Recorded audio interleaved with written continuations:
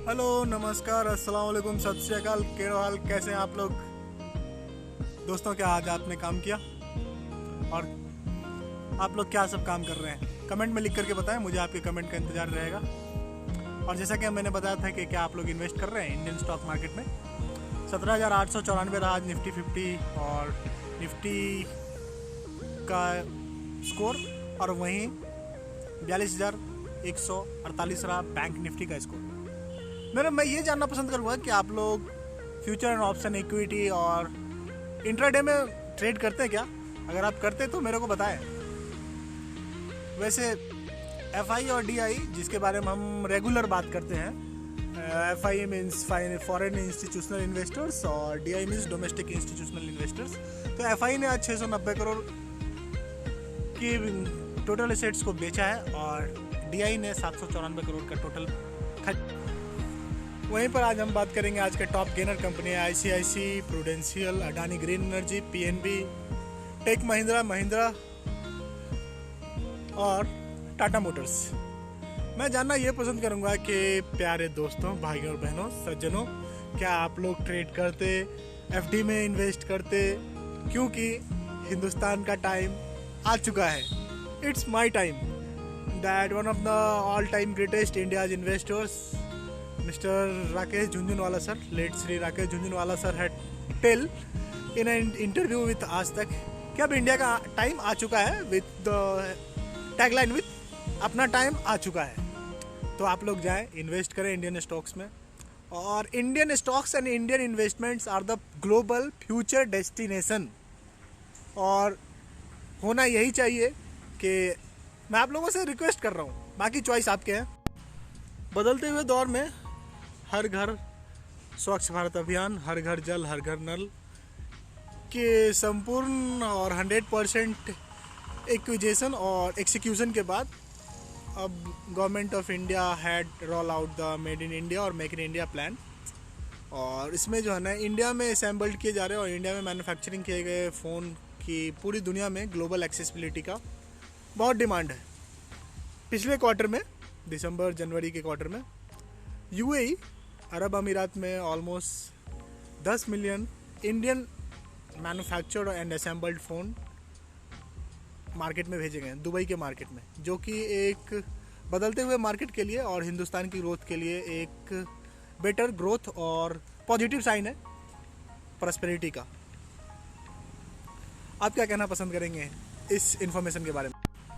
बदलते हुए दौर में हर घर स्वच्छ भारत अभियान, हर घर जल, हर घर नल के संपूर्ण और 100% एक्विजिशन और एक्सिक्यूशन के बाद अब government of India had roll out the made in India और मेक इन इंडिया प्लान। और इसमें जो है ना, इंडिया में असेंबल्ड किए जा रहे हैं और इंडिया में मैन्युफैक्चरिंग किए गए फ़ोन की पूरी दुनिया में ग्लोबल एक्सेसिबिलिटी का बहुत डिमांड है। पिछले क्वार्टर में, दिसंबर जनवरी के क्वार्टर में, यूएई अरब अमीरात में almost 10 million Indian manufactured and assembled phone market में भेजे गए हैं, दुबई के मार्केट में, जो कि एक बदलते हुए मार्केट के लिए और हिंदुस्तान की ग्रोथ के लिए एक बेटर ग्रोथ और पॉजिटिव साइन है प्रॉस्पेरिटी का। आप क्या कहना पसंद करेंगे इस इंफॉर्मेशन के बारे में? 2017 के बाद जब से इंडिया में जियो रिवॉल्यूशन आया और डेटा ऑलमोस्ट लेस देन ₹1 से कम हो गया है। पहले तो हम लोग 253 और 300 साढ़े 300 रुपये पे करते थे 1 GB डेटा को यूज करने के लिए। बट 2017 के बाद डेटा का जो रेट में जो गिरावट आई है, उसके बाद एक नया रिवॉल्यूशन स्टार्ट हुआ है।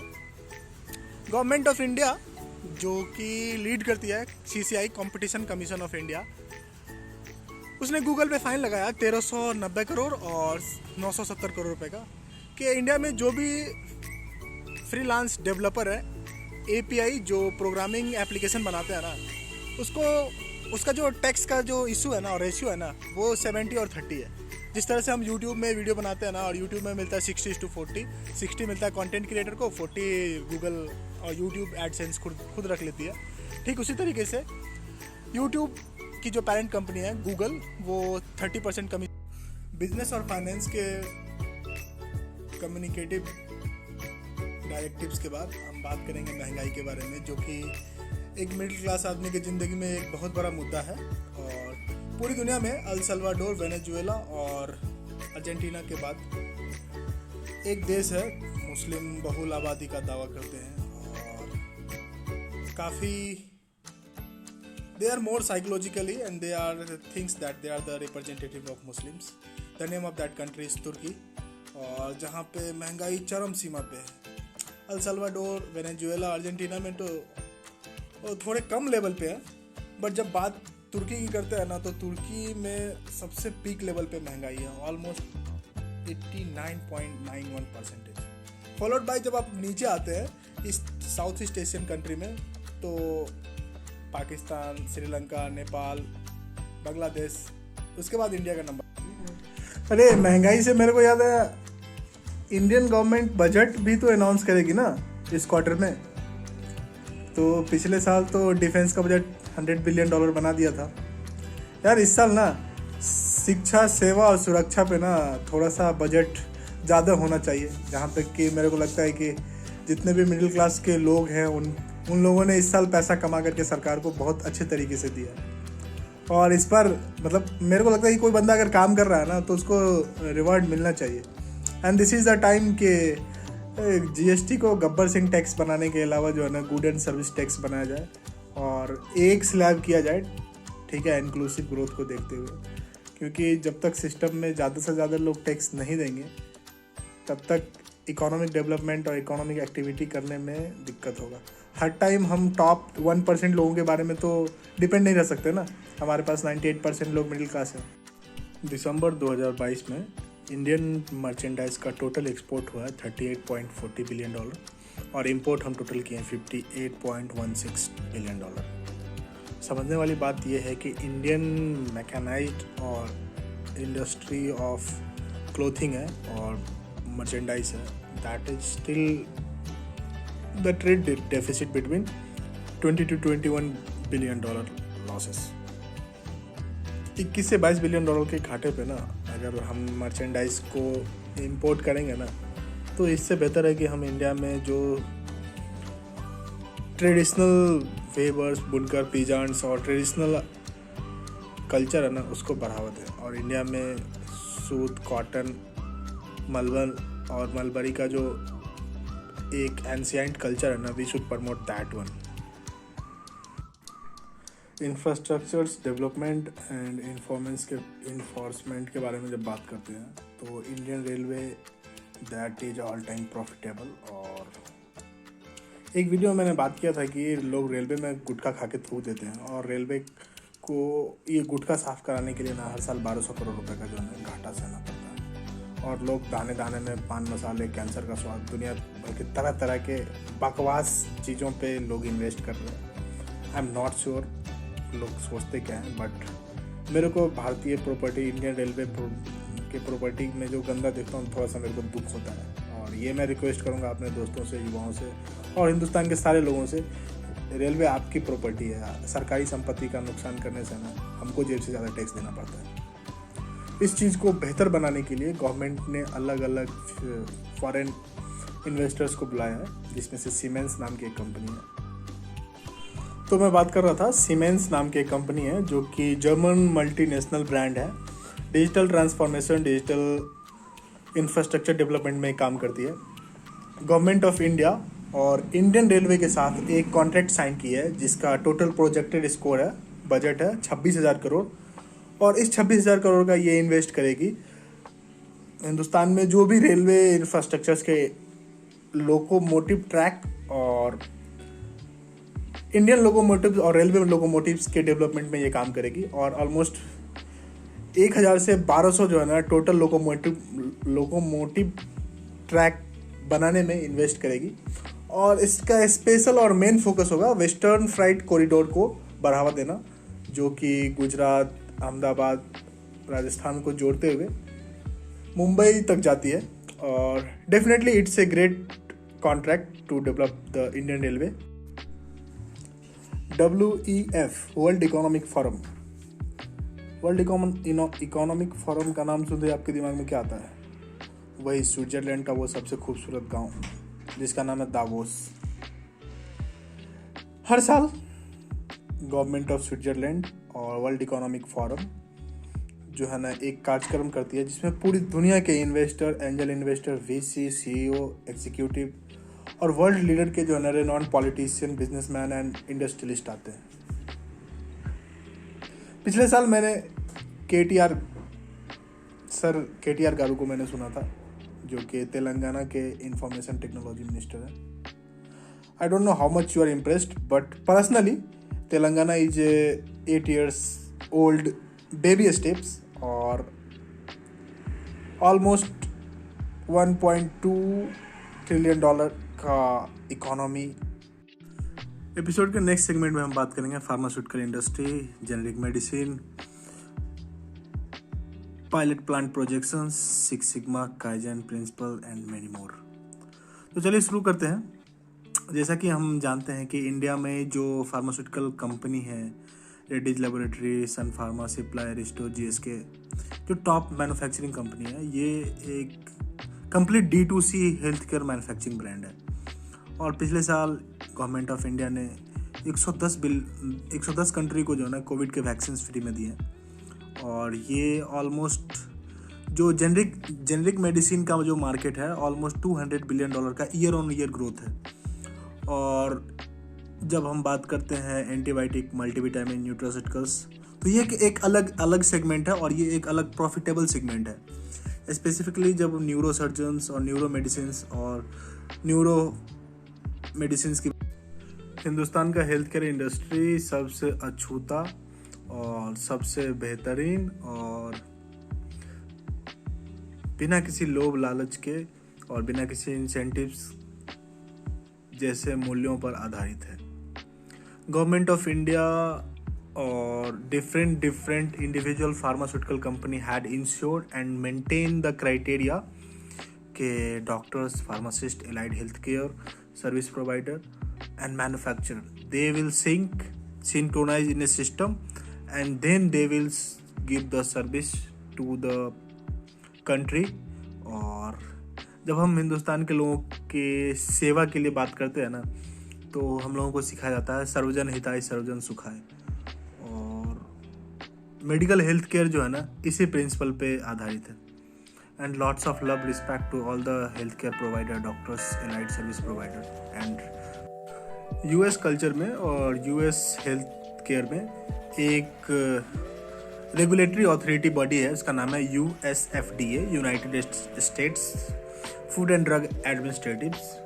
वो फूड, ड्रग्स, R&D को रेगुलेट करती है। और 2022 के लास्ट में ऑलमोस्ट 2225 ड्रग्स का जो है ना अप्रूवल दिया है। Antibiotic, anxiolytics, neuro hypertensives and neuro degenerative disease के बारे में USA में और UK में रिसर्च चल रहा है। आई एम 100% श्योर कि इंडिया में भी जो है ना सिमिलर कॉन्सेप्ट पे जो रेगुलेटरी बॉडी है और रेगुलेटरी अथॉरिटी है जिसका नाम है सेडेस्को, कि ये डेटा पब्लिश करे कि 2022 में कितने % रिसर्च और कितने टाइप के जो है ना कैटेगरी और पोर्टफोलियो ऑफ ड्रग रिसर्च जो है ना, माफ़ करना मैंने USFDA के बारे में बात किया जो कि USA की है, और UK में है NHS, नेशनल हेल्थ सिस्टम, जो कि वहाँ के सारे रेगुलेटरी अथॉरिटी और रिसर्च एंड डेवलपमेंट को मैनेज करती है। मेरे कहने का मतलब ये था कि जब हम इंडियन एक्सपेक्टेशंस और इंडियन पर्सपेक्टिव्स के बारे में बात करेंगे ना, तो इंडिया में एक तो DGCI है और दूसरा स्टेट लेवल पे सेडेस्को है। बट एक रेगुलेटरी बॉडी जो होती है ना, वो जो ड्रग्स और डेटा का जो रिलीज करती है, फॉलोड बाय दैट, मेरे कहने का मतलब ये था कि गवर्नमेंट ऑफ इंडिया जिस तरह से USA लॉन्च करती है ना सारे ड्रग्स के बारे में सारा data, government of India should also do the same. और they have should release the data publicly which is more beneficial and significant for student and different R&D। Next segment में हम बात करेंगे जेनरिक मेडिसिन, जो कि India is one of the biggest producer and supplier of global needs in healthcare infra, specifically UK, USA, Canada, Australia, New Zealand, and some of the Southeast Asian country like Japan and south Korea.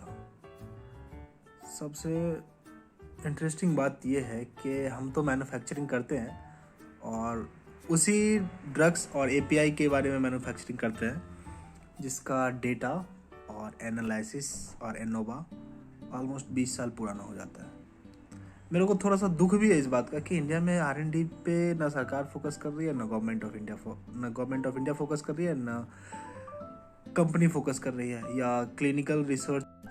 और जब हम किसी एक segment में या एक portfolio में किसी एक स्पेसिफिक मॉलिक्यूल का R&D और इनोवा करते हैं ना, तो ऑलमोस्ट $1.25 बिलियन का इन्वेस्टमेंट होता है फ्रॉम फेज 0 टू फेज 5, जो कि initiation phase two post pharmacovigilance process बोलते हैं, जिसमें बीटा टेस्टिंग, एनालिसिस, N1B1 और मार्केटिंग और डेटा एनालिसिस के साथ साथ what are the impacts that occurs in nanomolecular site of actions along with drug interaction and body drug interaction.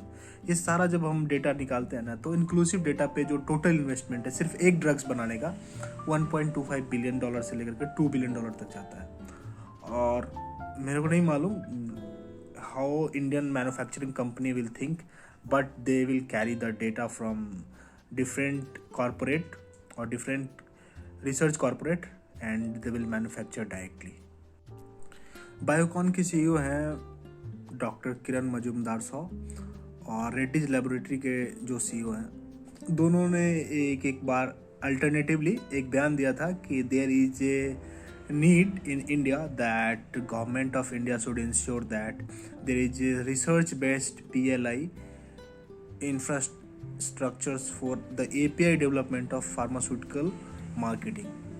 इसका मतलब ये है कि जिस तरह से इंडस्ट्रियल रिवोल्यूशन किया गया है इंडस्ट्री को लेकर के, केमिकल इंडस्ट्री और डिफरेंट टेक्नोलॉजी इंडस्ट्री के लिए, followed by same way India में जो फार्मास्यूटिकल इंडस्ट्री है ना, उसको रिजुविनेट और R&D बेस्ड मार्केट बनाने के लिए एक PLI स्कीम होना चाहिए जो गवर्नमेंट ऑफ इंडिया इंश्योर करे और कुछ उसके लिए फंड एलोकेट करे, ताकि हर बार जो है ना हम कॉर्पोरेट से जा कर के। और with ending note, if you like my video please like subscribe and do maximum share and you can give the feedback that how can I improve more and more, and आपके सारे comment का मुझे इंतज़ार रहेगा। Have a great day. तब तक के लिए हंसते रहिए, मुस्कुराते रहिए, प्यार बांटिए और सीखिए, सिखाइए। जय हिंद, जय Bharat. Have a great day. धन्यवाद।